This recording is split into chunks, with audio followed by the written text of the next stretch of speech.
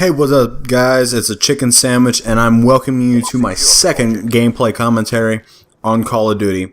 I'm kinda excited to do this. My last video turned out really great, the quality turned out. I didn't know if I was going to be able to get it in 1080p, but YouTube has accepted it as a 1080p video. So thanks to everybody who watches that video. Now, to the gameplay. I told you guys last video I was going to bring you a gameplay that dealt with me dual wielding B23Rs. The class is B23Rs dual wielded with an assault shield, and I have C4. In this gameplay, I'm going to play the objective. This is headquarters. This is a game type I don't see very much on YouTube, so I decided I'm going to get me a YouTube clip of this. I enter the game in a little bit late, not too late, about minute in. The other team has already captured the first headquarters when I've gotten in, and that is the only headquarters they capture all game. I am involved in capturing the rest of the headquarters for the rest of the game, and the other team does not score after the first headquarters that they capture. I'm going to have a fairly good game. I only get 17 kills in the game, but I'm second on the leaderboard on my team, and the person who is above me has over twice as many kills as me, but not half as many captures as I have. So I want you guys to enjoy the gameplay while I commentate. Alright, I'm going to talk about my love of COD and my history of the series. Whenever Call of Duty first came out, I heard it was this amazing World War II shooter. In an era of gaming where World War II shooters were plaguing the gaming market, where nobody could really stand out, Call of Duty was that series. And it piqued my interest, but I never really got to play the game. My first game I really got to play, I believe, was Call of Duty 2, and I got to play it.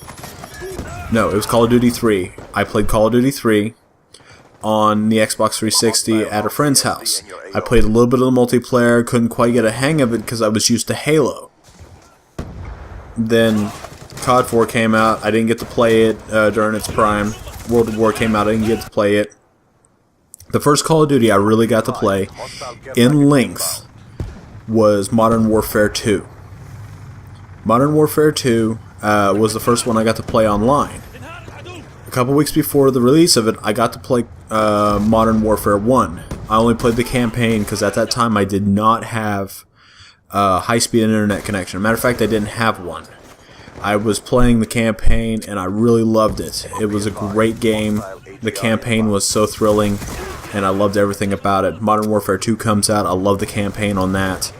And I played it for a little while, and then I finally got internet, a high-speed internet, and I started playing online. I was a horrible player.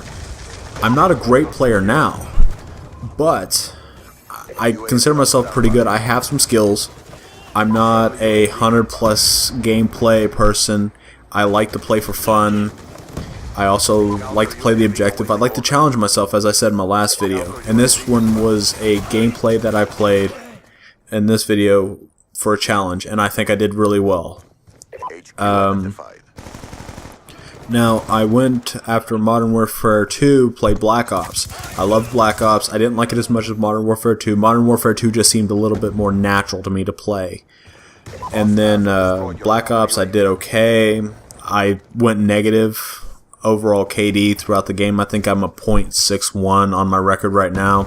I would go back and fix that, but that's a lot of games I've played that I went negative. Modern Warfare 3 came out and I was barely below positive. I was like .96 KDR for the game, but I really loved it. Modern Warfare 3 was really good. A lot of people talked about lag compensation. I really didn't have a problem with it myself, probably because I have a pretty good internet provider. And now Black Ops 2, I play Black Ops 2 and I love it. It's probably my favorite Call of Duty of so far. It's a lot of fun. The weapon balance is unmatched as far as I'm concerned. I really didn't get to play COD 4, which people consider the holy grail online, but Black Ops 2 is the game that I like the most. I've played it. I've done the most prestigious I've done, and it's really my favorite. When I'm hoping Call of Duty Ghosts is going to be great. I love the Infinity Ward engine a little bit better. It just happened that Treyarch just made this game better with the Pick 10 system, and Ghosts is going to be a even better game as far as customizing your classes.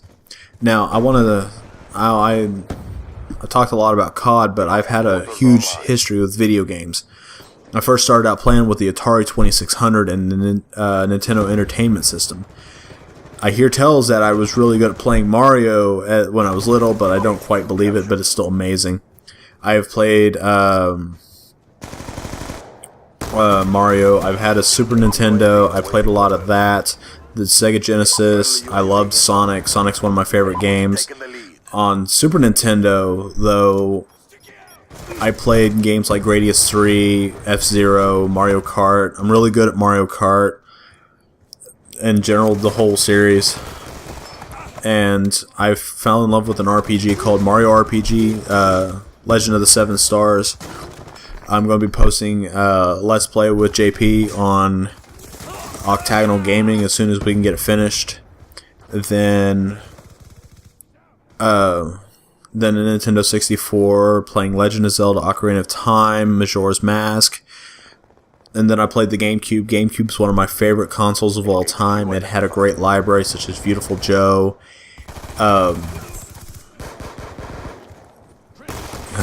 Resident Evil 4. I played a few smaller games on there like Custom Robo.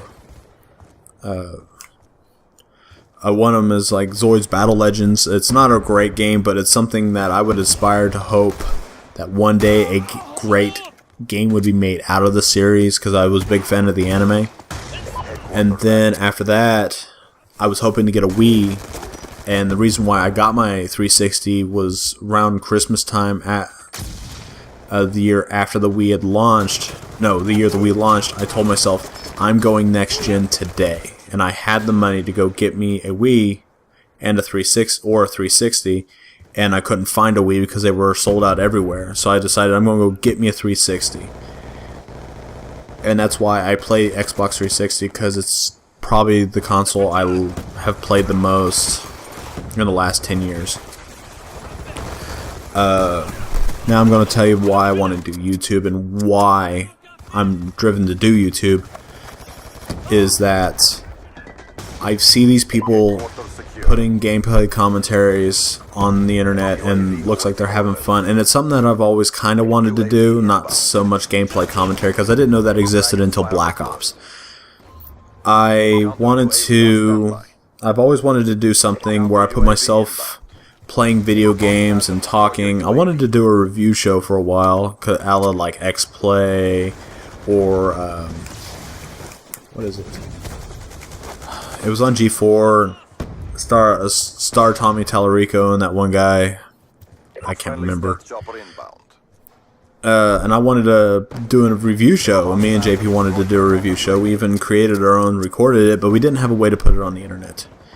Eventually, I would like to do something like that along the lines on YouTube, because my dream job, in truth, right now, what I see is doing stuff like what Adam Kovic and Bruce Green do for Machinima, doing inside gaming, talking about games. I would like to be an insider in the industry. I have a real interest in video games, how they're made, and I would personally like to have a job at Machinima, not like get a Machinima contract to do YouTube. I would like to work at Machinima, because I just think that'd be a really cool place to work. They seem like there's some really cool people there, very like-minded to myself, want to do some entertaining things. I would like to go see like E3 and Tokyo Game Show and CES, and go to Comic-Cons and just have some fun. That's really what I want to do with this, is I want to have fun with this channel. And hopefully with getting better at talking into the mic. I know I have some problems saying sometimes, and I've even done it in this commentary. But I really want to have fun with this channel, to produce content. It gives me a hobby, something to do, and it's kind of something I'm passionate about, that I really want to do something entertaining. I want to produce art, and this is what could be my art. The director and writer Kevin Smith once said, "Go out, find your art, do it. Just take your first step forward." This isn't an exact quote, but this is kind of what he said in one of his Q&As. He goes, "You never gain anything from discouraging an artist." And I believe the first person who can discourage an artist is themselves. So I am pushing myself to do something a little bit out of my comfort zone. That way I can see if this is something I really want to do. And hopefully, through the journey that we bring on my channel, as I get an audience, if I ever get an audience, that the journey will see that I can produce better content. Right now I'm doing the basics just to get stuff on the internet, and it's going, hopefully the challenges that arise I can meet and beat and come out stronger. Alright guys, this has been a good talk. I'm glad you guys joined me today. If you like what you heard and what you've seen, like it. If you want to see more, please subscribe.